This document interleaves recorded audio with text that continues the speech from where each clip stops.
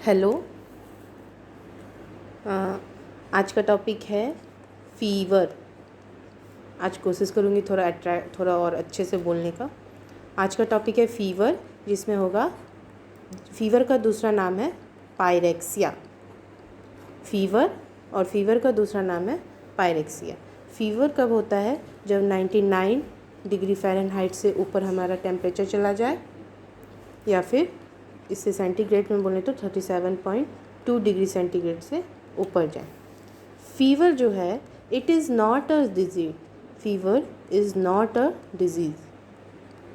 Fever एक बीमारी नहीं है, ये बॉडी का एक साइन है। Is a protective function. Protective function. Fever is a protective function of body. ये हमें याद रखना है। तो फ़ीवर एक डिजीज़ नहीं है, इट इज़ अ साइन कि बॉडी उस इलनेस की तरफ फाइट कर रही है। So it is a protective function of the body. Fever के बहुत फ़ायदे हैं, हम वो बताएंगे। तो उसके बाद पहले हम बोलते हैं फ़ीवर जो है, फ़ीवर हाई भी हो सकता है और नॉट टू हाई भी हो सकता है। हो सकता है नॉट टू हाई। तो फ़ीवर के प्रोटेक्टिव फंक्शन को हम यहाँ पे समझ रहे हैं। तो हाई फ़ीवर हम किसे कहेंगे? 104 डिग्री फ़ारेनहाइट या उससे ऊपर वाले फ़ीवर को हम हाई फ़ीवर कहते हैं। और इसमें क्या होता है? फ़ीवर इससे बॉडी टेम्परेचर बढ़ता है, और जिसमें साइफिलिस गोनोरिया, ये माइक्रो ऑर्गेनिज़म का नाम है जो इस टेम्परेचर पे किल हो जाता है। तो इसका अगर इन्फेक्शन हमारे बॉडी में आएगा तो हमारा body as a protective function fever लाएगा, और उससे ये माइक्रो ऑर्गेनिज़म किल हो जाएंगे। तो हमें इससे फ़ीवर का प्रोटेक्टिव फंक्शन समझ आता है। अगर फ़ीवर बहुत ज़्यादा हाई नहीं है तो क्या होगा? अगर फ़ीवर बहुत ज़्यादा हाई नहीं है तो उस केस में इट हैस्टेंस मतलब इंक्रीजेस फास्टेंस द डिस्ट्रक्शन। किसका डिस्ट्रक्शन करेगा? बैक्टीरिया का। कैसे कर? बैक्टीरिया या अदर माइक्रो ऑर्गेनिजम्स का। पर कैसे होगा ये? तो वो कैसे होगा? बॉडी में, क्योंकि टेम्परेचर बहुत उतना हाई तो नहीं है कि बैक्टीरिया को ही किल कर दे, तो बॉडी में कुछ फैगोसाइट्स होते हैं इम्यून सिस्टम्स के। फैगोसाइट्स को वो स्टिमुलेट करेगा, फैगोसाइट्स बढ़ा देगा, और इम्यून सिस्टम के अदर इम्यून बॉडीज़ को एक्टिवेट करेगा, स्टिमुलेट करेगा उससे, और फिर ये जाके बाद में इसे किल करेंगे। तो इस तरह से हम फ़ीवर का फंक्शन समझे, फ़ीवर का प्रोटेक्टिव फंक्शन समझे। उसके बाद है कि हम ह्यूमन बॉडी किससे मिलके बना है? It is made up of cell. तो हम सेल के मैक्सिमम वो किस टेम्परेचर पे काम कर सकता है? तो 94 डिग्री फ़ारेनहाइट से नीचे टेम्परेचर अगर हो जाए, और 104 डिग्री फ़ारेनहाइट से ऊपर अगर टेम्परेचर हो जाए, ये रेंज बता जा रहा है कि इसके इधर और उसके उधर अगर टेम्परेचर हो जाए तो हमारा सेल डैमेज होता है। और सबसे ज़्यादा सेंसिटिव सेल होता है हमारा नर्व सेल। तो इससे हमारा सेंट्रल नर्वस सिस्टम इफ़ेक्ट होगा, जिसमें हमारा ब्रेन और स्पाइनल कॉर्ड, स्पाइन्स आते हैं। ब्रेन और स्पाइनल कॉर्ड में जो नर्वस टिश्यूज़ होते हैं वो आते हैं। और इससे क्या होता है कि नर्वस टिश्यूज़ तो ऑलरेडी टेम्परेचर सेंसिटिव है, तो इस टेम्परेचर पे वो काम करना बंद कर देंगे। उसमें अगर इतना ज़्यादा एक्सट्रीम केसेस में टेम्परेचर चला गया तो उसमें इरिवर्सिबल चेंज आएगा। इरिवर्सिबल चेंज यानी कोई परमानेंट डैमेज होने का चांसेस है। और नर्व में परमानेंट डैमेज यानी कोई एक सीवियर केस हो सकता है, सीवियरिटी आ सकती है। तो अगला टॉपिक हम पढ़ेंगे काउजेज़ ऑफ फ़ीवर। इसे हम डिटेल में लेंगे। इसमें कुछ डिजीज़ेस का नाम होगा, वो बस नाम याद रखने के लिए है, ना हो तो हम उसे स्किप कर सकते हैं। फीवर का जो पहला कॉज है वो है इन्फेक्शन। इन्फेक्शन में हम किस चीज़ का इन्फेक्शन हो सकता है? It can be of bacteria, virus, micro organism में रिकेट्सिया आता है, फंगस और पैरासाइट। और उसके बाद दूसरा कॉज है कैंसर। कैंसर के केस में फीवर आता है। कैंसर, किडनी का कैंसर हो सकता है, लिम्फ का कैंसर हो सकता है, पैनक्रियास का कैंसर हो सकता है और बोन का कैंसर हो सकता है। उसके अलावा अगला है ब्लड डिजीज़। ब्लड के डिजीज़ में कैंसर ही समझे, इसमें है ल्यूकीमिया, इसके अलावा इबोलिज्म, थ्रोम्बोसिस। तो इन सब कैंसर में हमें फीवर आता है। इसका अगला कॉज हो सकता है हीट स्ट्रोक। फीवर हमें कब आएगा? हीट स्ट्रोक के केस में आ सकता है। हीट स्ट्रोक मतलब हॉट इन्वायरमेंट में, एक तो सन स्ट्रोक होता है, ये भी heat type of heat stroke है। हॉट इन्वायरमेंट में, बहुत ज़्यादा हॉट इन्वायरमेंट में इंसान का एक्सपोजर होगा तो उसे हीट स्ट्रोक हो सकता है। उसके बाद है सर्जिकल ट्रॉमा। उसके पेशेंट का बहुत बड़ा सर्जरी हुआ है या फिर कोई बहुत बड़ा उसका इंजरी है, क्रशिंग इंजरी रही है, बहुत बड़ा एक्सीडेंट हुआ था। स्किन एबनॉर्मेलिटीज़, ऐसे स्किन एबनॉर्मेलिटीज़ जिससे हीट के लॉस का इंटरफेरेंस हो। हीट लॉस अगर नहीं हो पाएगा स्किन में किसी वजह से, सपोज स्वेटिंग नहीं हो पा रहा है, तो उससे हीट लॉस नहीं होगा और इससे टेम्परेचर बढ़ेगा तो उससे फीवर हो जाता है। उसके अलावा अगर किसी तरह का एलर्जी है, किसी सर्टेन स्पेसिफिक एलर्जी से टेम्परेचर बढ़ता है। उसके बाद इम्यून डिसऑर्डर हो सकता है, बॉडी में खुद में ही कुछ डिसऑर्डर आ गया है, इम्यून डिसऑर्डर में कोलेजन डिसऑर्डर हो सकता है, सिस्टमैटिक लंपस हो सकता है, rheumatoid arthritis, drug fever, serum sickness. उसके अलावा हमें डिहाइड्रेशन, बहुत ज़्यादा डिहाइड्रेशन हो गया है, उस केस में फ़ीवर आएगा। एंडोक्राइन सिस्टम में हार्मोनल इम्बैलेंस है, उस केस में फ़ीवर आ सकता है। Thyrotoxicosis, Addison disease, metabolic disorder में gout, acidosis, haematological condition, blood के कंडीशन अगर चेंज हो रहा है उस केस में आ सकता है। तो ये सब नाम है, बस सुनना है और इग्नोर कर देना है। उसके बाद है कि फ़ीवर से बॉडी के सिस्टम में कैसे इफ़ेक्ट आता है, बॉडी के सिस्टम में क्या क्या होता है। तो सबसे पहले हम रेस्पिरेटरी सिस्टम का बात करेंगे। रेस्पिरेशन में क्या होता है, हमें एक वर्ड याद रखना है। फीवर में होता है हाइपर वेंटिलेशन। इसका एक सिंपल सा है कि सांस फूल रहा है, बहुत जल्दी सांस ले रहा है, रैपिड सांस ले रहा है, तो shallow and rapid breathing respiration में होता है। Shallow and rapid breathing. उसके बाद सर्कुलेटरी सिस्टम में क्या होता है, अब सैलो एंड रैपिड ब्रीथिंग हो रहा है तो ब्लड के सर्कुलेशन को भी बढ़ना है, तो increase pulse rate and pulse बढ़ेगा तो ऑब्वियस है पल्स का साउंड जो पैल्पिटेशन होता है वो भी बढ़ेगा, उसके बाद एलिमेंट्री कैनाल में क्या होगा, एलिमेंट्री कैनाल में सब कुछ स्लो डाउन हो जाएगा, जैसे कॉन्स्टिपेशन होगा, डायरिया होने लगेगा, माउथ ड्राई हो जाएगा।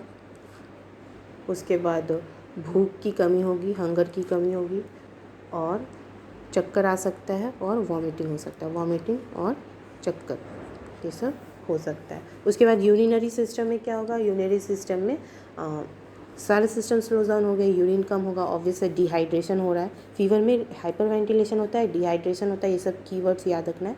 डिहाइड्रेशन हो रहा है तो यूरिन तो कम होगा, यूरिन कम होगा तो उसमें बर्निंग सेंसेशन भी होगा और यूरिन का कलर भी डार्क होता जाएगा। उसके बाद है नर्वस सिस्टम।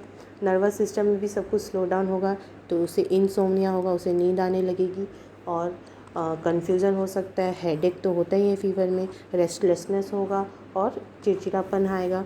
मसल्स में क्या होगा, मसल्स में जो चेहरा है वो मुंह लाल हो जाता है। हाँ, सनस्ट्रोक के केस में जो चेहरा है वो गरम दिखेगा, मतलब लाल लाल दिखेगा, सॉरी ये तो बीमार है तो गरम गरम दिखेगा और उसे जो चेहरा लाल हो जाता है उसे हम फ्लसेस कहते हैं, FFLUSH, फ्लस या फ्लसेस। ये है मुंह का गर्म हो जाना, मुंह का लाल हो जाना, रेडिश फेस। तो ये सनस्ट्रोक वाले फीवर के केस में होता है। मसल्स का इफ़ेक्ट हम पढ़ रहे हैं। उसके बाद शिवरिंग हो सकता है, शिवरिंग हो सकता है। और स्किन के ऊपर देखें तो स्किन में भी हम इसको इंक्लूड कर सकते हैं। हम स्किन रेड हो जाएगा, स्किन सीवर करेगा, मसल भी रेड हो सकता है। तो ये था ओवरऑल फीवर का सारे सिस्टम में इफ़ेक्ट। तो 2-3 कीवर्ड हमें याद रखना है, हाइपर वेंटिलेशन, डिहाइड्रेशन, मतलब इससे हम गेस कर सकते हैं सब कुछ, डिहाइड्रेशन,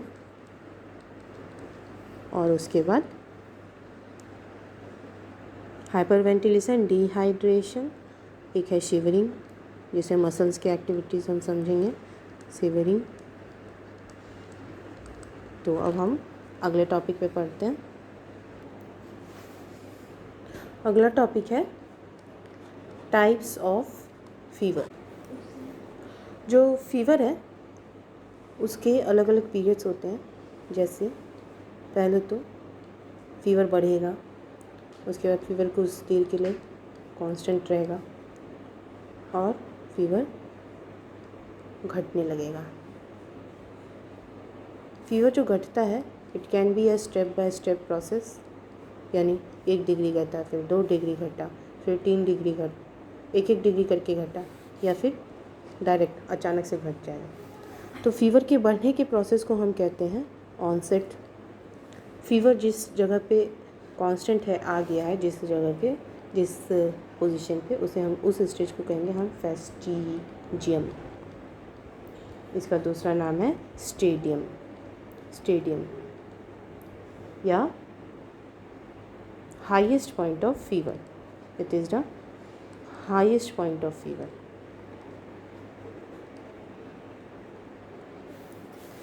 फीवर बढ़ा उसको ऑनसेट कहे, फीवर कांस्टेंट रहा उसे हम फेस्टिजियम, स्टेडियम या हाईएस्ट पॉइंट ऑफ फीवर कहेंगे। उसके बाद फीवर घटता है। फीवर जब घटता है तो 2 तरीके से घट सकता है। एक तो अचानक से घट जाए, इसे हम कहेंगे क्राइसिस, या फिर फीवर 3-4 दिन में स्टेप बाय स्टेप प्रोसेस से 3-4 दिन में घटे, उसे हम कहेंगे लाइसिस। जो क्राइसिस है ये कब होता है, ये respiratory tract infection, respiratory tract infection के केस में होता है। और लाइसिस का एक एग्जांपल है टाइफॉइड।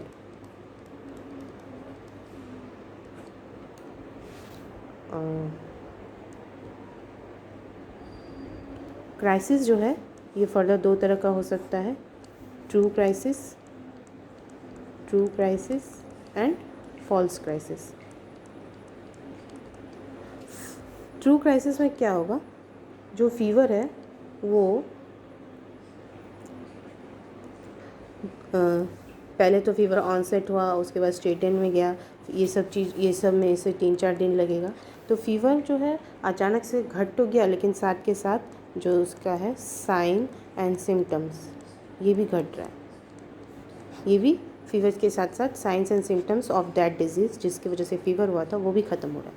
फॉल्स क्राइसिस में साइंस एंड जो सिम्टम्स है जिस डिजीज़ का वो ख़त्म नहीं होता है और फीवर घट जाता है।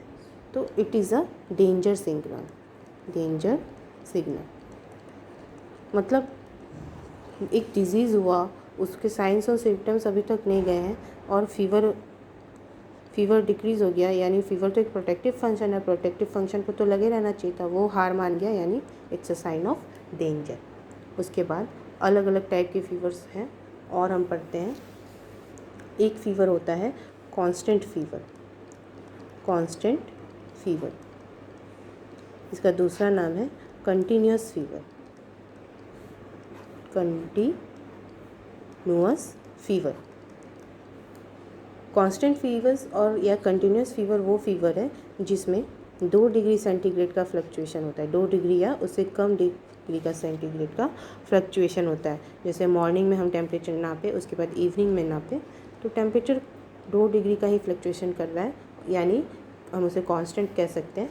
और ये सब कब होता है? ये सब टाइफाइड के केस में होगा, न्यूमोनिया के केस में होगा, मेनिंजाइटिस, सिर में जो दर्द होता है उस बीमारी के केस में होगा, या यूटेराइन ट्रैक्ट इन्फेक्शन वाले केस में होगा। तो इन सब केसेस में हमें कंटिन्यूअस फीवर मिलता है, यानी 2 डिग्री का फ्लक्चुएशन होता है। उसके बाद ये 2 डिग्री का फ्लक्चुएशन हुआ तो कंटिन्यूअस फीवर, 2 डिग्री सेंटीग्रेड से ज़्यादा का फ्लक्चुएशन हो रहा है मॉर्निंग और इवनिंग में नापते समय, तो हम उसे कहेंगे remnant fever. Remnant fever, remnant fever में 2 डिग्री से ज़्यादा टेम्परेचर का फ्लक्चुएशन होता है। ये होता है पल्मोनरी ट्रैक्ट इन्फेक्शन में, पल्मोनरी ट्रैक्ट के इन्फेक्शन में होता है। या 2 डिग्री से कम का फ्लक्चुएशन हो रहा है तो कांस्टेंट या कंटिन्यूअस फीवर, 2 डिग्री से ज़्यादा का फ्लक्चुएशन हो रहा है तो रेमनेंट फीवर। इंटरमिटेंट या फिर इसका दूसरा नाम है क्वोटिडियन फीवर। ये फीवर क्या होता है? तो इस फीवर में क्या होता है, पहले तो सबका ऑनसेट पीरियड होता है, तो टेम्परेचर बढ़ने के बाद कुछ देर के लिए वो ठहरा, 2 दिन हो सकता है या कुछ घंटा हो सकता है, 2 से 3 दिन या कुछ आवर्स के लिए वो टेम्परेचर ठहरता है, और उसके बाद वो नॉर्मल हो जाता है।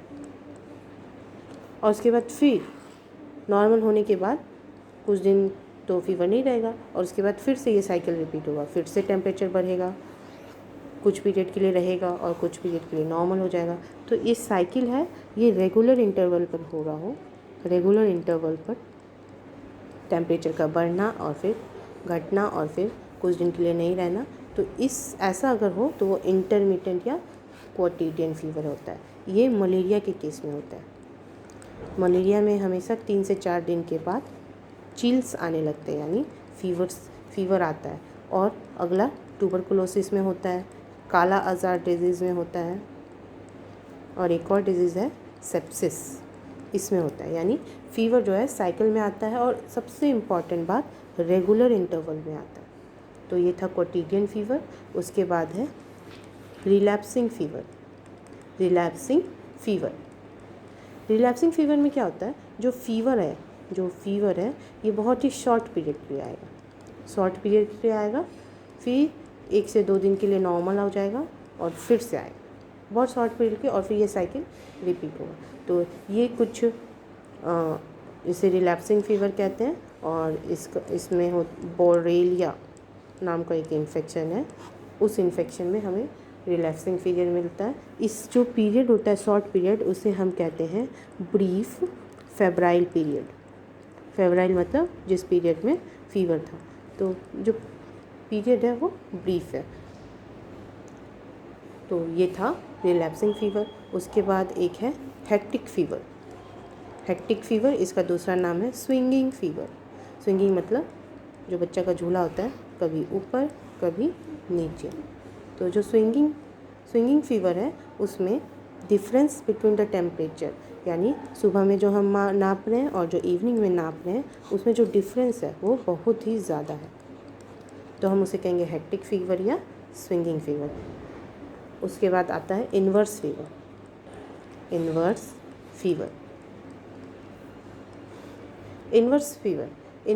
होता है, इन्वर्स का मतलब होता है उल्टा, यानी मॉर्निंग में सपोज टेम्परेचर बहुत ज़्यादा है तो इसका उल्टा हो जाएगा इवनिंग में टेम्परेचर कम हो जाएगा, तो इसका उल्टा हो जाएगा।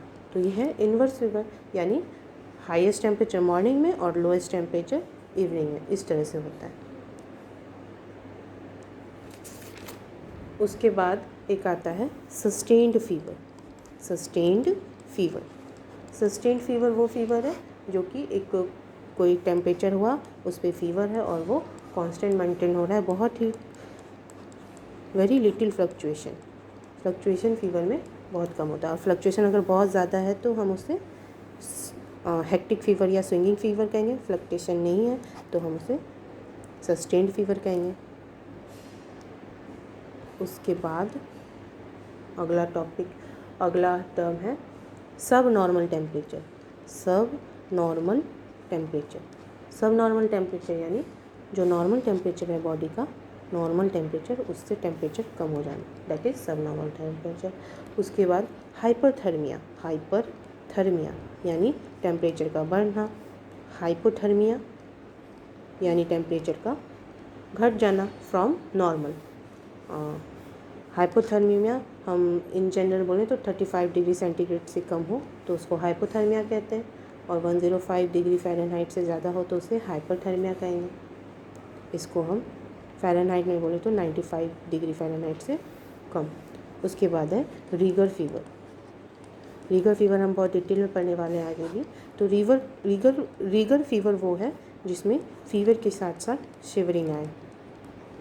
ये बहुत ही ख़तरनाक होता है। अगर किसी ने मलेरिया के पेशेंट को देखा हो तो ये मलेरिया पेशेंट में हमको देखने को मिलता है। इसमें क्या होता है, जब बॉडी टेम्परेचर बहुत ही अचानक से बढ़ेगा और साथ में शिवरिंग होगा। शिवरिंग भी बहुत ही ख़राब चीज़ है फीवर में, क्योंकि इससे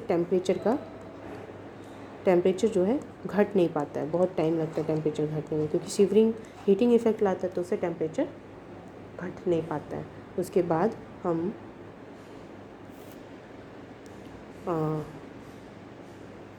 हम पढ़ते हैं लो पायरेक्सिया मतलब फीवर।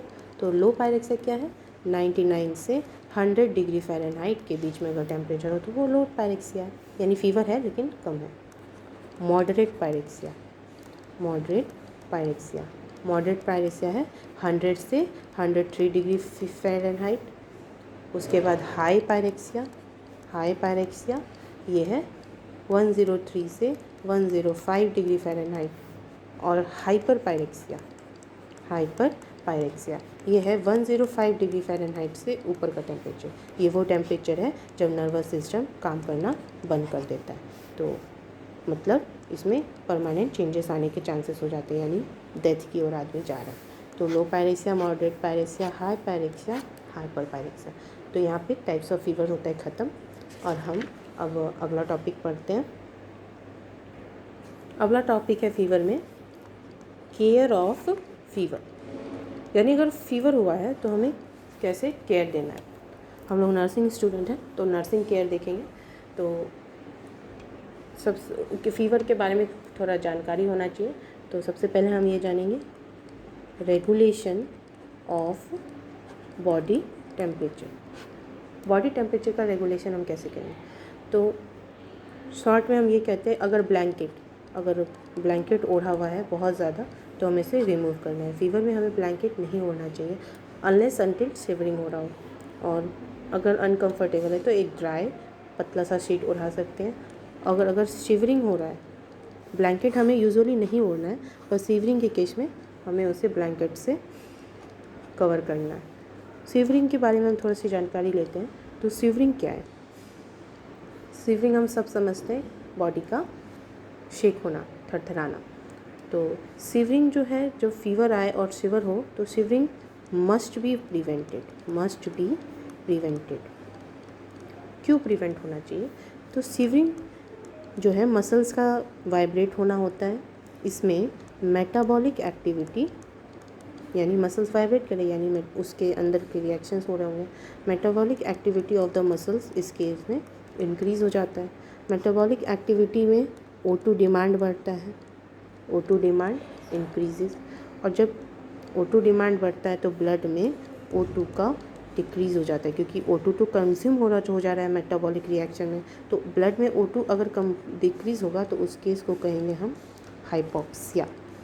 हाइपॉक्सिया के केस में ब्रीडिंग रेट बढ़ेगा। इसीलिए हम बात कर रहे थे, ब्रीडिंग रेट बढ़ेगा। ब्रीडिंग रेट बढ़ने का मतलब है हाइपर वेंटिलेशन का केस हो जाएगा। हाइपर वेंटिलेशन से इसको हम ये भी कहेंगे कि इंक्रीज्ड रेस्पिरेशन रेट।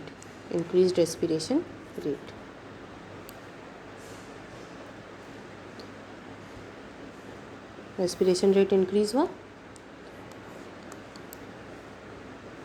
तो अब हम ये समझते हैं कि जो हाइपर वेंटिलेशन होगा, हाइपर वेंटिलेशन का ये मकसद है, O2 तो घट गया तो O2 इंक्रीज़ होना और CO2 का रिलीज़ होना, क्योंकि मेटाबॉलिक एक्टिविटी में CO2 भी रिलीज़ होता है। तो CO2 को ब्रीथिंग रेट बढ़ा के CO2 को बाहर निकालना, O2 को अंदर लाना। तो CO2 जब बढ़ता है, बाहर निकल जाता है ब्लड से, तो हमें ये देखना है H2O प्लस CO2 मिल के बनता है H2CO3 और ये H plus plus SCO3 minus, ये एसिड है। H प्लस बढ़ाना यानी एसिड। तो CO2 अगर घट जाएगा तो H प्लस घट जाएगा तो ऑटोमेटिकली ब्लड बन जाएगा अल्कलाइन। तो उस केस में हो जाएगा ब्लड का अल्कलोसिस, अल्कलोसिस यानी ब्लड का pH तो बढ़ जाएगा, और ब्लड pH बढ़ेगा तो ऑटोमेटिकली सारे सिस्टम्स, क्योंकि सब कुछ हमारा रिएक्शन उस pH पे डिज़ाइंड है वर्क करने में, तो बॉडी का रिएक्शन डिक्रीज़ हो जाएगा, स्लो डाउन हो जाएगा। इसीलिए ये बहुत ही ख़तरनाक केस है, इसलिए हमें ये केस नहीं आना है, इसलिए स्वीविंग को रोकना होता है। इसके बाद फीवर के रेगुलेशन में मीटिंग न्यूट्रिशनल नीड, पेशेंट का जो न्यूट्रिशनल नीड है उसे हमें मीट करना है। तो हमने ऑलरेडी बोला कि O2 का कंजप्शन, O2 का जो डिमांड है वो बढ़ जाता है, O2 का कंजम्पशन बढ़ जाता है।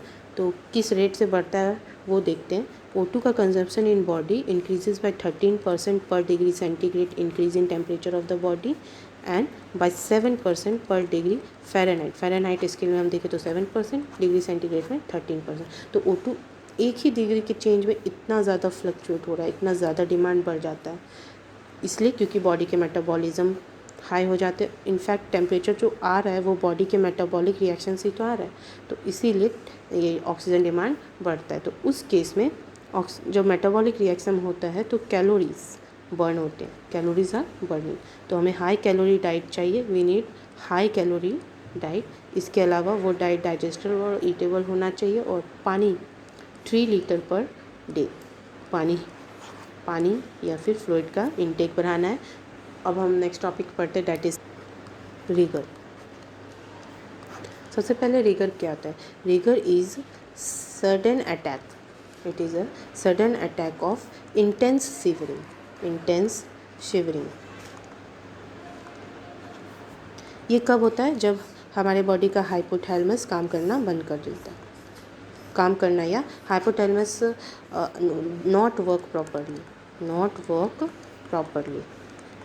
जब hypothalamus not work properly then comes sudden attack of shivering. तो शिवरिंग, उस केस को हम रिगर कहेंगे। और अगर रिगर हो रहा है पेशेंट में इन केस ऑफ मलेरिया हमें केयर करना है, केयर इन रिगर। हमें क्या करना होगा इन टू केयर? तो सबसे पहले फर्स्ट स्टेज हमें क्या करना है? फर्स्ट स्टेज, इस रिगर का 3 स्टेज होगा, first stage, second stage, third stage. First stage इसे हम कोल्ड स्टेज भी कहते हैं, कोल्ड स्टेज। इसमें क्या होता है? पेशेंट शिवर कर रहा होता है, उसका टेम्परेचर 1 डिग्री फ़ारेनहाइट और उससे ऊपर इंक्रीज़ हो रहा है, मतलब पेशेंट का जो टेम्परेचर है वो इंक्रीज़ होना स्टार्ट हुआ, 103 डिग्री फ़ारेनहाइट से भी ऊपर चलता जा रहा है। पेशेंट का पल्स उस वक्त फीबल होगा, यानी हम उसे टच करेंगे तो हमें सुनाई नहीं देगा, और बहुत ही फास्ट होगा, रैपिड, क्योंकि वो शिवर कर रहा है। तो उस केस में शिवर कर रहा है यानी उसे ठंड जैसा फीलिंग आ रहा होगा, तो हमें उसे वार्म ड्रिंक देना है, वार्म ड्रिंक्स।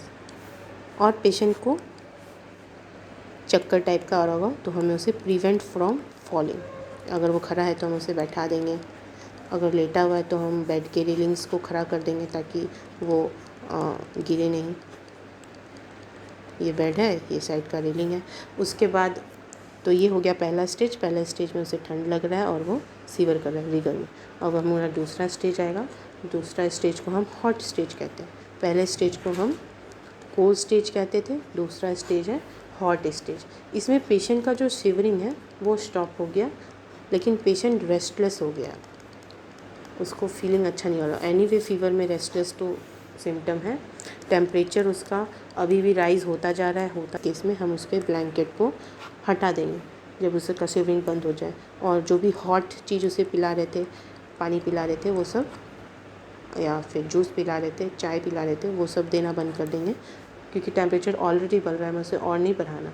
उसके बाद हम उसे कोल्ड ड्रिंक देंगे, कोल्ड या नॉर्मल जूसेस देंगे, उसे कोल्ड ट्रीटमेंट देंगे, कोल्ड स्पंजिंग।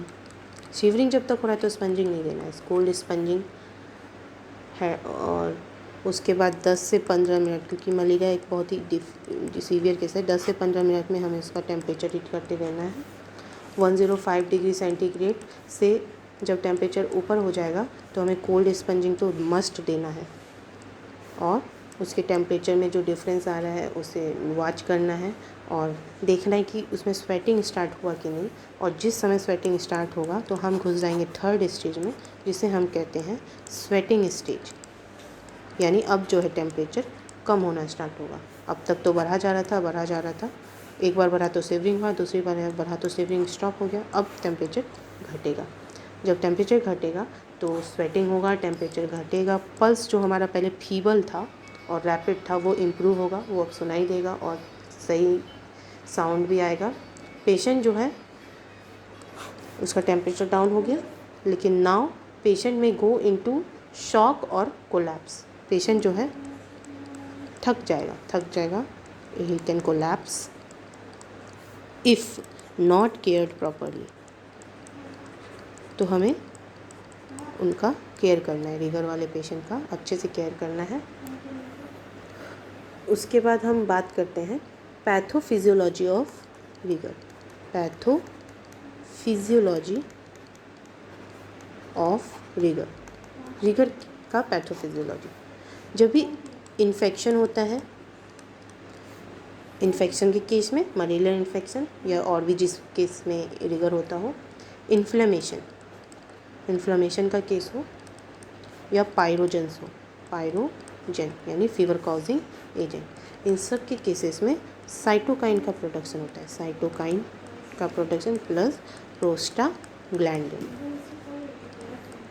प्रोस्टाग्लैंडिन का प्रोडक्शन होता है। और जो ये है, ये दोनों हार्मोन जाके शिवरिंग को इंड्यूस करवाते हैं, इट इंड्यूसेस शिवरिंग। कैसे? तो ये इफ़ेक्ट करते हैं हाइपोथैलेमस को बोलते हैं कि बहुत ज़्यादा बीमारी वाला स्टेज आ गया, आप टेम्परेचर को बढ़ाओ। इसलिए इस टेम्परेचर पे भी उसको ठंड लगना स्टार्ट हो जाता है और वो सीवर करने लगता है, दैट इज़ शिवरिंग स्टार्ट। इसको हम इस तरह से बोलेंगे, shivering starts that raise temperature, जो साइटोकाइन और प्रोस्टाग्लैंडिन है, it raises the temperature that is normal temperature to new hypothalamic point, यानी हाइपोथैलेमस का वो पॉइंट जहाँ पे हाइपोथैलेमस ऑर्डर देता था शिवर करने का, उस पॉइंट को ही वो बढ़ा दिया तो इसमें शिवरिंग होने लगेगा। इसके अलावा एक तो ये बात हो गया, उसके बाद रिगर में अलग अलग रिफ्लेक्सेस होते हैं, जैसे पाइलो इरेक्शन होगा, जो भी ठंड लगते वक्त होता है, पाइलो इरेक्शन यानी गूज़बम्स आएंगे। वैसो कंस्ट्रिक्शन होगा, वैसो कंस्ट्रिक्शन। रिगर को डिफाइन करते हैं हम फिर से, rigor is chill, feeling of chill, shivering accompanied by high fever. तो ये था रिगर। और रिगर का मैनेजमेंट हम देख लेते हैं, बहुत छोटा सा है, थोड़ा सा और पेशेंस रखें। तो हमें लॉट्स ऑफ ड्रिंक देना है, किसी भी फीवर में हम लॉट्स ऑफ ड्रिंक देते हैं। टेपिड स्पंज, यानी माथे पे जो कपड़ा रखते हैं हम गीला करके नॉर्मल वाटर से, उसको नहीं करना है जब वो पेशेंट शिवर कर रहा हो। इसका हम रीज़न बताएं कि वैसो कंस्ट्रिक्शन हुआ रहता है शिवरिंग के केस में, तो अगर हम ठंडी चीज़ें डालेंगे तो और वैसो कंस्ट्रिक्शन हो जाएगा, तो उसको और ठंडी चीज़ें नहीं देना। और दवा की बात करें तो पैरासीटामोल, आइबुप्रोफेन, ये सब जो है फीवर के केस में यूज़ होता है, पर रिगर के केस में हम इसको नहीं देंगे।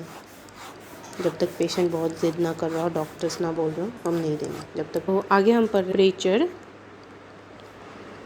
अल्टरनेशन। इसमें पहला है हाइपरथर्मिया। हाइपरथर्मिया मतलब इंक्रीज इन टेम्परेचर। इसके साइंस और सिम्टम्स अब हम पढ़ते हैं। Science and symptoms. सबसे पहला साइन है फ्लशिंग। फ्लशिंग का मतलब है रेड फेस। फेस जो है रेड हो जाना, उसे फ्लशिंग कहते हैं। फीवर में ऐसा होता है। उसके बाद ऑब्वियस सा बात है, जो स्किन है वो वार्म हो, टेम्परेचर होगा उसका। मेटाबॉलिज्म बढ़ जाता है स्किन में। जिसकी स्किन सेंसिटिव है उसमें रैशेज होने के चांसेस है। नर्वस सिस्टम टेम्परेचर बढ़ने के जब नर्वस सिस्टम में टेम्परेचर बढ़ता है तो सबसे पहले नर्वस सिस्टम इफ़ेक्ट होता है और उसका रिस्पॉन्सिवनेस घट जाता है। नर्वस सिस्टम का रिस्पॉन्स घट जाएगा तो पर्सन का कंसंट्रेशन पावर भी घटेगा। डाइजेस्टिव सिस्टम की बात करें तो उसका भूख कम हो जाएगा, हंगर कम हो जाएगा, वॉमिटिंग एंड डायरिया हो सकता है, कॉन्स्टिपेशन हो सकता है, सिर दर्द करेगा और ओवरऑल वीकनेस का फीलिंग आएगा। सो ये है हाइपरथर्मिया। अब हाइपरथर्मिया यानी फीवर का केस, इसमें हम क्या करेंगे? Nursing intervention. नर्सिंग इंटरवेंशन तो अप्लाई टिपिड स्पंज। टिपिड स्पंज क्या होता है? जो बच्चे हैं जिसको फीवर है उसके सर पे कपड़ा रखना, गीला कपड़ा रखना, उससे उसको टेम्परेचर, उसको रिलीफ मिलेगा, टेम्परेचर डाउन होगा। और चिल्ड आइस नहीं लेना है, चिल्ड आइस नहीं लेना है, नॉर्मल टेम्परेचर थोड़ा ठंडा में वाटर लेना है। और अगर सीवरिंग का केस हो रहा है तो उसमें तो हमें स्पंजिंग करना ही नहीं है, क्योंकि सीवरिंग के टाइम में ब्लड जो है ऑलरेडी कॉन्स्ट्रिक्ट हुआ रहता है और उस पर अगर हम स्पंजिंग या आइस डालेंगे तो और कॉन्स्ट्रिक्ट हो जाएगा और it can lead to complication. और उसके बाद अगला है एंटीपायरेटिक्स दिया जाएगा। एंटीपायरेटिक्स यानी दवा दी जाएगी जिससे हाइपोथैलेमस का गड़बड़ी ठीक हो। कूल्ड ब्लैंकेट यानी हाइपोथर्मिक ब्लैंकेट जो हम पढ़े हैं, हाइपोथर्मिक ब्लैंकेट, उसका ओढ़ाया जाएगा। फ्लूइड का इनटेक बढ़ाया जाएगा। और क्योंकि फ़ीवर के टाइम में डिहाइड्रेशन होता है, अगर बहुत ज़्यादा फ़ीवर बहुत दिन से है तो हम उसे सलाइन चढ़ा सकते हैं ताकि फ्लूइड का लॉस कम हो। और अगर पेशेंट सीवर कर रहा है उस केस में भी हम उसे सलाइन चढ़ाएंगे। उसके बाद हाई कैलोरी डाइट देंगे, फ्लूइड पिलाएंगे और साथ के साथ फ़ीवर के बारे में, उसकी कंडीशन के बारे में क्लाइंट को एजुकेट करना है। नर्स का ये काम है, क्लाइंट को एजुकेट करना है, उसके फैमिली को भी एजुकेट करना है कि जब नर्स ना हो तो उसका केयर कैसे किया जाए। उसके बाद हम पढ़ेंगे फीवर मैनेजमेंट। फीवर मैनेजमेंट क्या होता है? तो नर्स को क्या करना है? 3 लीटर पर डे उसे फ्लूइड का इनटेक बढ़ाना है, कोल्ड स्पंज देना है, याद रखना है सीवरिंग के केस में नहीं देंगे। ओरल हाइजीन मेंटेन करना है, फ्रीक्वेंट उसका माउथ वॉश कराएंगे ताकि उसको ब्लैंकेट नहीं देंगे, सीवरिंग के केस में उसे देंगे। Do not induce chill. हम बहुत जगह कोल्ड ड्रिंक्स का बात किए हैं तो उसमें कोल्ड का मतलब होता है नॉर्मल ठंडा पानी, ये नहीं कि हम उसे आइस दें। आइस एंड ऑल हमें एक्स्ट्रा चिल्स उसे देना ही नहीं है, ये गलत बात है। उसके बाद ड्राई क्लॉथ और बेड, और जो बेड है उसका जो खुद का कपड़ा है वो सब ड्राई होगा तो उससे कंडक्शन बढ़ेगा। इन्वायरमेंट को हम कूल करेंगे, इलेक्ट्रिक फ़ैन बनाएंगे। पेशेंट को रेस्ट करने बोला जाएगा। उसका फ़िज़िकल एक्टिविटी मिनिमम से मिनिमम होना चाहिए, क्योंकि फ़िज़िकल एक्टिविटी से टेम्परेचर बढ़ता है।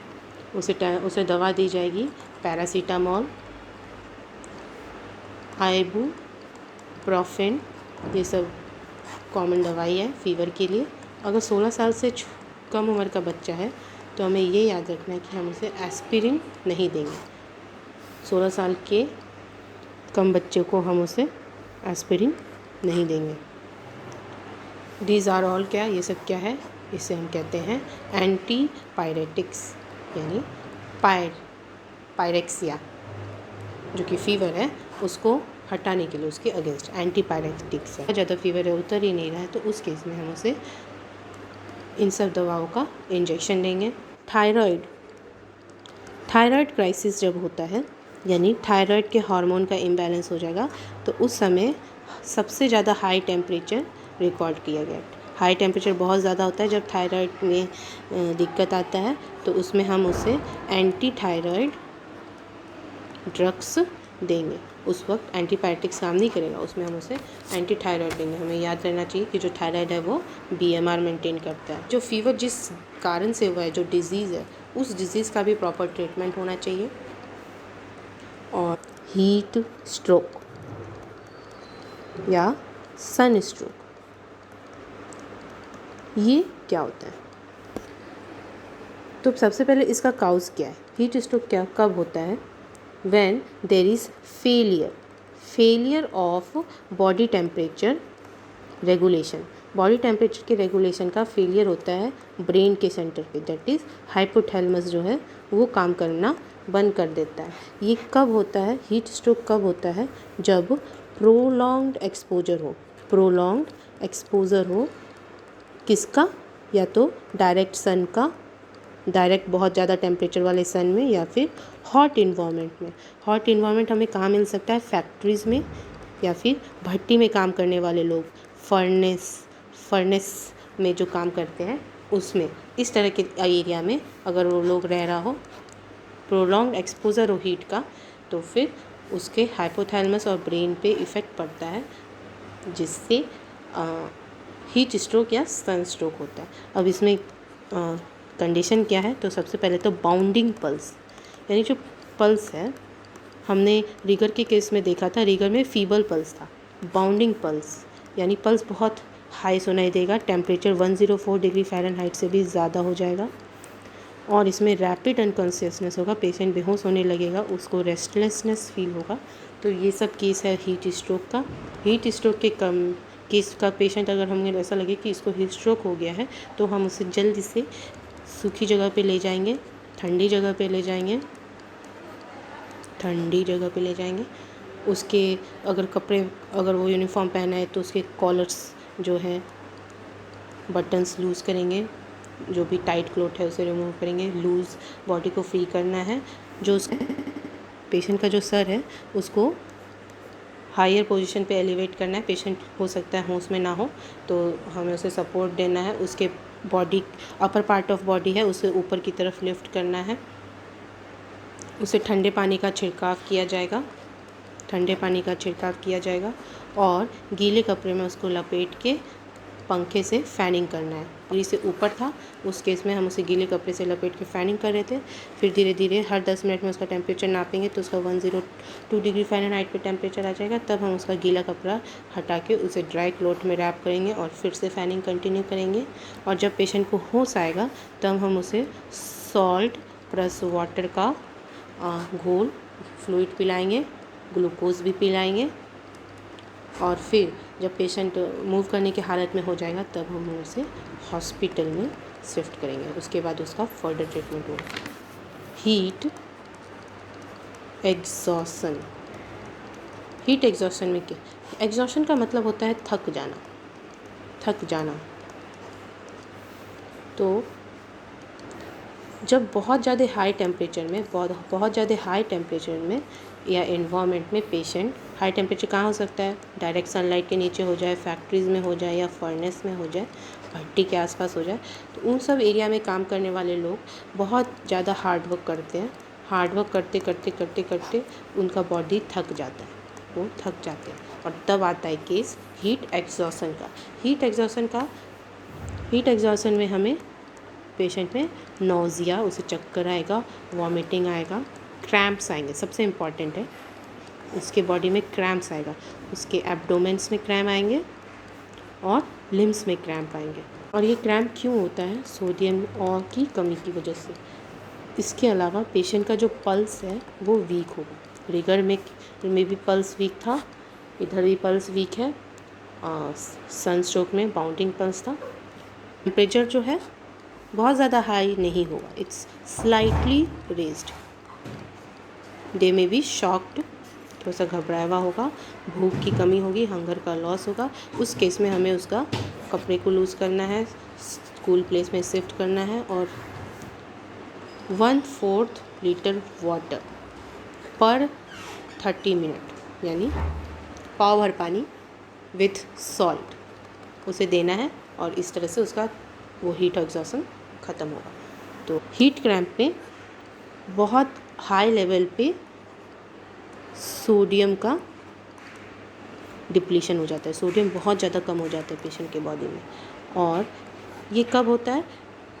जब बहुत ही हार्डवर्क कर रहा है, स्ट्रेसेस एक्टिविटी कर रहा है, मस्कुलर एक्टिविटी बहुत ज़्यादा हो गया है, तो उस एरिया में उसका स्वेटिंग बहुत ज़्यादा होता है, तो साथ के साथ पसीना निकलता है, साथ के साथ सोडियम निकलता है।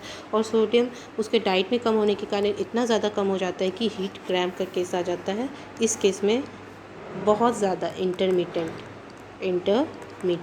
यानी रुक के बहुत ज़्यादा painful contraction of skeletal muscles, मतलब पूरे बॉडी के मसल्स का जो जहाँ बोन्स है और मसल्स है वो सब बहुत ही पेनफुल वे में कॉन्ट्रैक्ट होता है, बहुत ज़्यादा उसे दर्द होगा। बॉडी टेम्परेचर इस केस में बहुत ही हल्का सा राइज होगा, फीवर बहुत ज़्यादा नहीं दिखेगा हमें। ब्लड में सोडियम लेवल बहुत ज़्यादा लो हो चुका है, तो इस केस में हम इसे नमक का गोली बना के देंगे, सॉल्ट का टैबलेट देंगे क्योंकि बहुत ज़्यादा ज़रूरत है इसका, और फिर इलेक्ट्रोलाइट का सॉल्यूशन पिलाएंगे। और इसके डाइट इसे बताएंगे कि आप सोडियम का डाइट लिया कीजिए ताकि आगे से ये केस फिर से रिपीट ना हो। इसके बाद हम पढ़ेंगे, तो ये था टेम्परेचर अल्टरनेशन। अब हम पढ़ते हैं प्रिवेंशन, कि अभी जो ये सब केस हुआ, इस सब केस को हम कहते हैं हीट इंजरी। हीट इंजरी क्या होता है? Heat injury is heat stroke, sunstroke, heat exhaustion and heat cramps. Heat stroke, sunstroke में तो टेम्परेचर बहुत ज़्यादा था, 104 डिग्री फ़ारेनहाइट से भी कम। इसमें टेम्परेचर नॉर्मल है, थोड़ा सा एलिवेटेड है। हीट क्रैम्प्स में बहुत ज़्यादा क्रैम्प्स आने लगते हैं, पूरे बॉडी में मस्कुलर एक्टिविटीज़ जो स्केलेटल मसल्स है उसका क्रैम्प्स आएगा। तो इसका प्रिवेंशन, इस सब को क्या कहते हैं? हीट इंजरी, मतलब टेम्परेचर की वजह से, हीट की वजह से इंजरी आया बॉडी में। इसका प्रिवेंशन क्या है?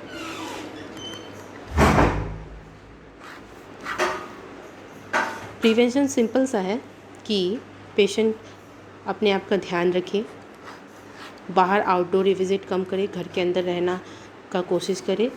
हॉट वेदर का कंडीशन होता है, वो अपने आप को समझ नहीं पाता, बहुत ज़्यादा ओवरवर्क कर लेता है, यानी फ़िज़िकल एक्सरसाइज धूप में नहीं करना है, घर पे भी नहीं करना है, घर के अंदर रहना है।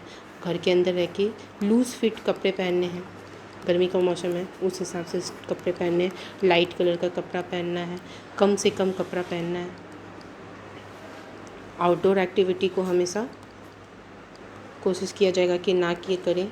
और अगर उसका वेट बहुत ज़्यादा है, अगर वो ओबेसिटी है, तो उस केस में उसको अपना वज़न कम करना है। रूम में वेंटिलेशन का ध्यान रखना है, ज़्यादा से ज़्यादा हो। अगर वीमेन है, वो कुकिंग करी तो कोशिश करें कि मॉर्निंग में, सवेरे और इवनिंग में थोड़ा देर से वो कुकिंग करें। और कुकिंग में जो हीट का जो मैनेजमेंट होता है, एग्जॉस्ट फैन एंड ऑल, वो सब प्रॉपर लगा होना चाहिए। और हीट इंजरी का जब चांसेस होता है, जब मौसम बहुत गर्म होता है या उस टाइप के आदमी का उस हीट इन्वायरमेंट में एक्सपोजर है, तो उन लोगों को सोडियम का इंटेक ज़्यादा लेना चाहिए। और सोडियम के साथ साथ पानी, जितना सोडियम उतना ज़्यादा पानी, उसका एब्जॉर्प्शन, क्योंकि सोडियम और पानी एक साथ एब्जॉर्ब होते हैं, तो सिर्फ सोडियम लें और पानी ना पिए तो एब्जॉर्प्शन नहीं हो पाएगा। तो सोडियम और पानी इक्वली अमाउंट में बहुत ज़्यादा इंटेक बढ़ा देना है। तो इस तरह से हम हीट इंजरी को प्रिवेंट कर सकते हैं। तो इस तरह से हमारा टॉपिक होता है कंप्लीट। आई होप समझ आया हो। तो at the end bye with a smiling face. Thank you so much.